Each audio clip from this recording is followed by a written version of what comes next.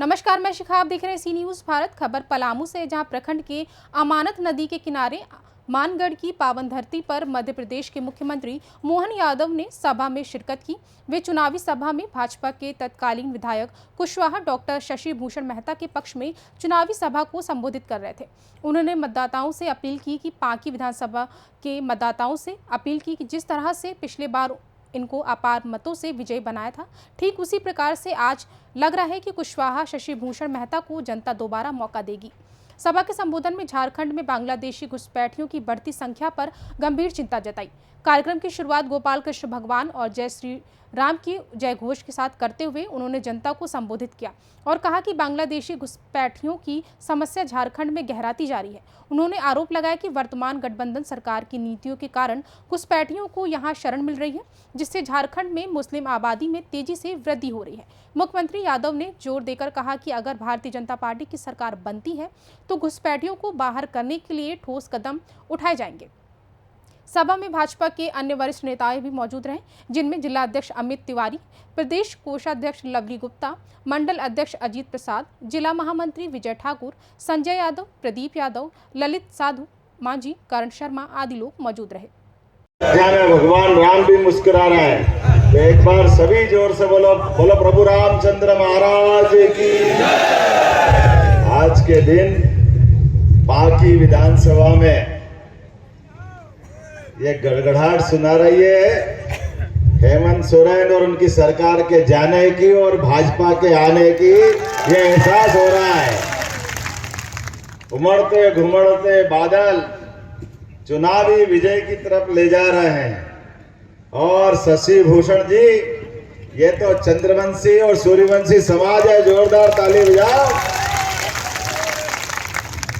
सौर मंडल के इन ग्रहों के अंदर हमारे पूरे समाज को समेटने के लिए परमात्मा की दया से एक तरफ सनातनवादी सांस्कृतिक दृष्टिकोण को लेके चलने वाले भारतीय जनता पार्टी वाले हैं और यशस्वी स्वर्गीय भारत रत्न अटल बिहारी वाजपेयी जी के लिए जोरदार ताली बजाओ, जिन्होंने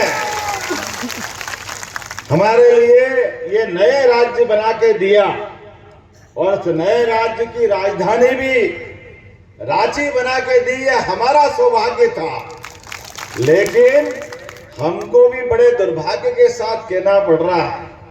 बड़ा अटपटी बात है, लेकिन हमारे पड़ोस के दुश्मन देश को याद करना पड़ेगा, पाकिस्तान को, जहां पर रोज लूट फरेब, झूठ, मक्कारी, चालाकी और अपने हिंदुओं पे अपमान करने के लिए वो जाना जाने लगा है।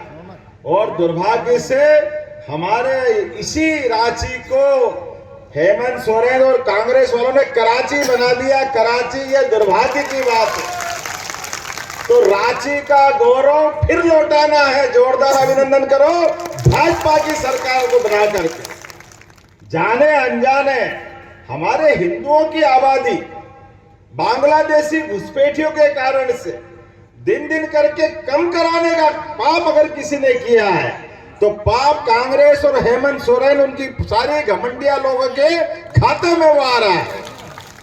आदिवासियों का, हिंदुओं का, किसी को भी आप अंदाज लगाओ, जो आबादी 44% थी आज वो 28% रह गई। हमारी आबादी हिंदुओं की 7% घट गई, मुस्लिम आबादी 4% बढ़ गई। तो ये बढ़ाने में बड़ा पाप अगर किसी के माथे पे है तो ये इनकी पुरानी सारी घमंडिया लोगों की गठबंधन के कारण है। आज हमारे बच्चों का कितना अच्छा लगता है, यहाँ पे जय जय श्री राम के नारे लग रहे हैं। आते ही किसी ने तिलक लगाया, दिवाली का आनंद मनाया। मित्रों, अगर आप सावधान नहीं हुए तो ये हमारे होली, दिवाली, जन्माष्टमी ये भी खतरे में पड़ने वाले हैं। ये चुनाव अपनी संस्कृति को बचाने का चुनाव है। हम और आपको सबको अपनी सनातन संस्कृति को बचाने का चुनाव है। ये चुनाव सामान्य नहीं है। कोई दुनिया का ऐसा देश नहीं है जो विदेशी घुसपैठ को बढ़ावा देता है। सब अपने देश के नागरिकों की चिंता करते हैं, अपने प्रदेश के नागरिकों को आगे बढ़ाने में विश्वास करते हैं, लेकिन वोट के लालच में ये भूखे भेड़िए ये रात दिन सपना देखते कि आओ आ जाओ आपकी आबादी आ जाएगी, खाली वोट दे देना, मर्जी आए जो कर देना। ये सारे पाप मिटाने का ये चुनाव है। मुझे इस बात की प्रसन्नता है कि हम तो भगवान राम और कृष्ण की संस्कृति को मानने वाले लोग हैं। भगवान राम ने भी वो महाप्रतापी रावण को ठिकाने लगा करके सनातन धर्म की जय जयकार कराई थी, और हमारी पार्टी ने भी इस गौरवशाली पक्ष के लिए ये कहते थे आप धर्म की राजनीति करते हो, भगवान राम की जयकार क्यों करते हो? अरे एक बार नहीं 100 बार करेंगे, तुम्हारी मर्जी है जो करो। अरे भगवान राम की जयकार नहीं करेंगे, किसकी करेंगे? भगवान राम की भी करेंगे और भगवान कृष्ण की भी करेंगे। बोले राम कृष्ण भगवान की। समूचा समाज, अरे अपने देश की पहचान तो उसी से है।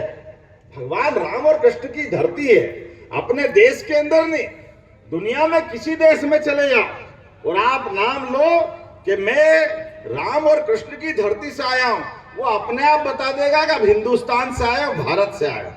उनको समझ में नहीं आएगी, तुरंत समझ में आ जाएगी उनको, तुमको बताने की जरूरत नहीं है। लेकिन अगर किसी को बताने की जरूरत है तो ये घमंडिया हेमंत सोरेन और कांग्रेस वालों को बताने की जरूरत है, जो बांग्लादेश के अंदर तमाम प्रकार की घटना होती हिंदू मंदिरों को तोड़े जाने की, एक शब्द नहीं बोलते, मुंह पे ताला लग जाता। क्यों? अरे हिंदुओं का सम्मान नहीं है क्या? हिंदुओं ने क्या बिगाड़ा? हमारे अपने देवी देवताओं के पूजन करने के स्थान अगर सुरक्षित नहीं रहेंगे तो काहे के लिए हम ये सब रोज दुनिया जीवन जी रहे हैं? अरे हम भूलेंगे नहीं, रावण ने भी जो मर्जी आए कर ली थी, लेकिन भगवान राम के प्रताप को रोक नहीं पाया था। कृष्ण भगवान के तो पैदा होने के पहले कंसी पीछे पड़ गया था कि मैं तो पैदा ही नहीं होने दूंगा। पैदा नहीं होने देने वाले कंस को भगवान कृष्ण ने पैदा होके भी दिखाया और उसको घर में घुस के मार के भी दिखाया। ये वो परिवार के लोग जो अन्याय सहेंगे भी नहीं और अन्याय करने भी नहीं देंगे। ये हमारे अपनी संस्कृति के लिए ये चुनाव कई कारण से महत्व का है। एक तरफ ये धन वालों के धन पिपासुओं की बड़ी भीड़ का चुनाव है, जिनके आधार पर कोई 1000 करोड़ का घोटाला, भूमि घोटाला, किसको कहते हैं 1000 करोड़? अरे अपने घर में से 10 रुपए चोरी चली जाए तो घर वालों को नींद नहीं आती है। ये चोर का सवाल, पैसे का सवाल नहीं है। चोर ने घर का रास्ता देख लिया तो घर खतरे में हो जाता। मानते कि नहीं मानते अपने? ये है कि नहीं है? कोई भूल से खेत में गाय भैंस घुसे आए तो किसान को नींद नहीं आती है।